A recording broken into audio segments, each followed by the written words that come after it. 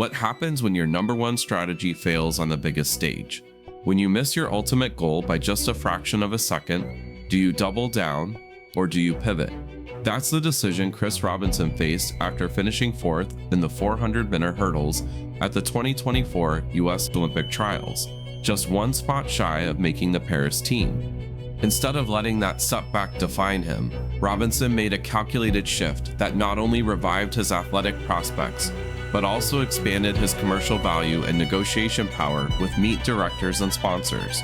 By the end of this video, you'll see how strategic versatility can turn a setback into a brand-building opportunity. So hit subscribe to follow strategies from top athletes and executives alike.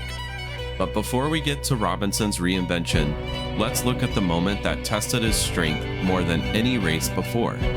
For Chris Robinson, the 2024 U.S. Olympic Trials were supposed to be the culmination of years of relentless training and a season that saw him hit a personal best of 47.98 in the NCAA final. Every American track athlete knows what's at stake. Only the top three in the 400-meter hurdles would earn the right to represent Team USA in Paris. Robinson entered the final as a national champion and a serious contender. The tension at the starting line was unmistakable. The gun fired and he surged forward, matching strides with the best in the country.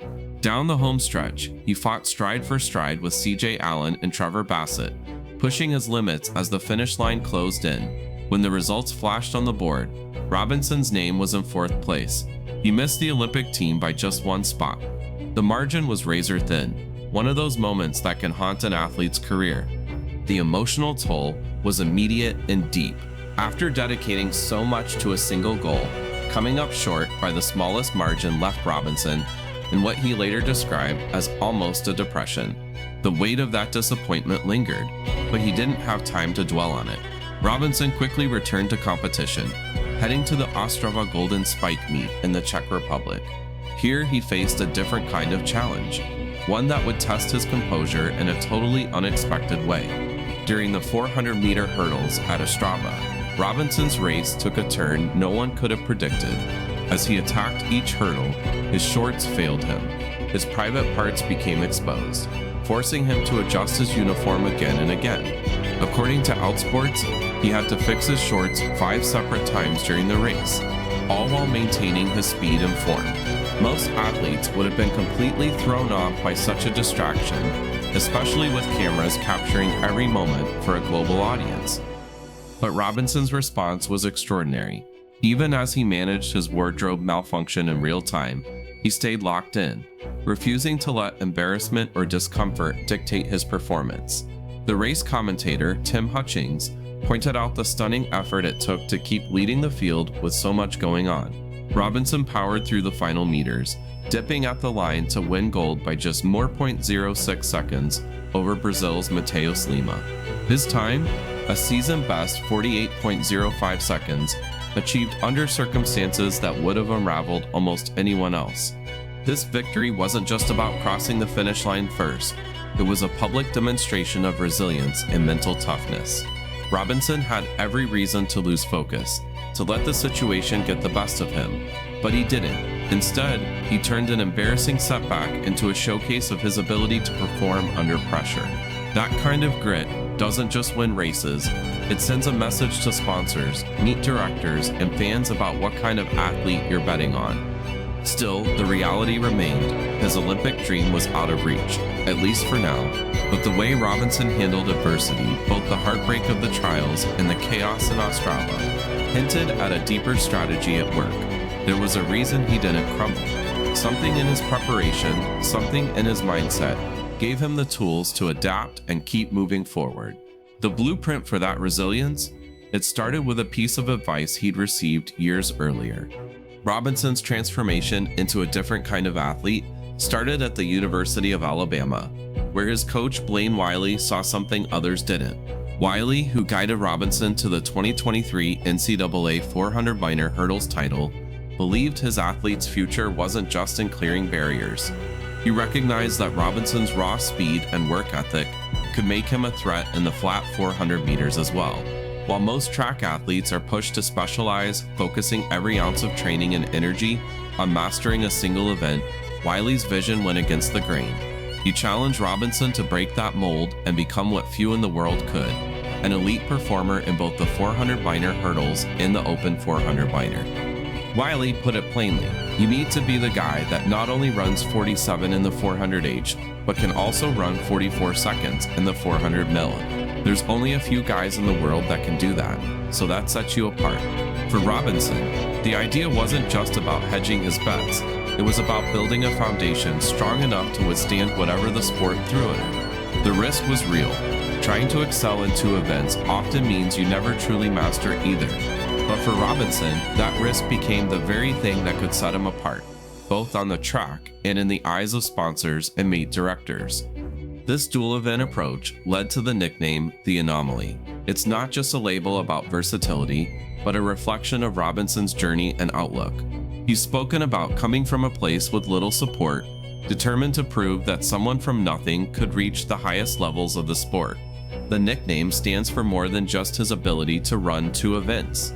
It's about his refusal to follow the standard path, his belief that greatness can come from the most unlikely places, and his hope to inspire others facing their own obstacles. When Robinson fell short at the Olympic trials, the blueprint Wiley had helped him build wasn't just a backup, it was a ready-made pivot. The disappointment of missing the team in the hurdles was huge, but Robinson and his team didn't have to scramble for a new plan. They simply activated the strategy they'd been developing for years.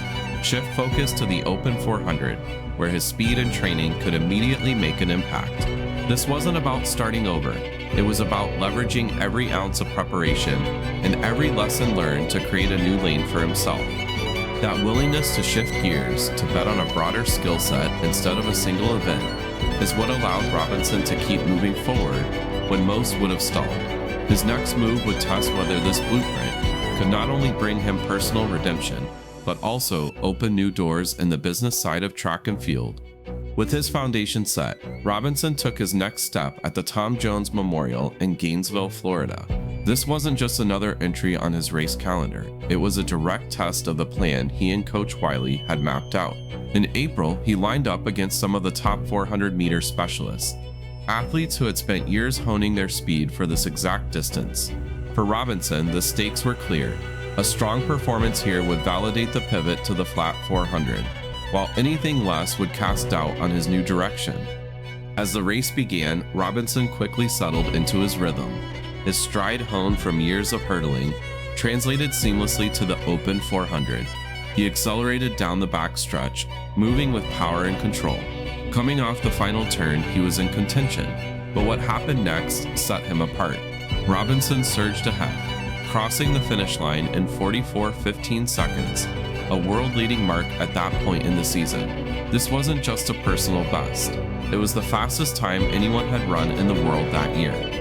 One performance shifted industry perception overnight, positioning him as a dual-discipline threat and sparking new sponsorship discussions.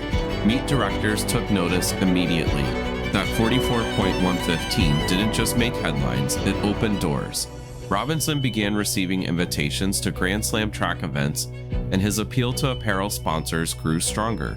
His ability to run world-class times in both the hurdles and the flat 400 made him a rare asset, someone who could double his Olympic qualification chances and bring more value to any team or brand. The business implications were immediate. With a world-leading time, Robinson's marketability soared. Sponsors and meet organizers saw him not just as a great hurdler, but as a versatile athlete who could draw attention across multiple events. This versatility gave him stronger negotiating power for appearance fees, endorsements, and future contracts. For Robinson, the pivot wasn't just about proving he could run fast. It was about building a career that was sustainable and profitable, even in the unpredictable world of professional track. This success also had a direct impact on his entrepreneurial efforts. The more attention his business attracted, his athletic achievements and business ambitions aligned, each fueling the other.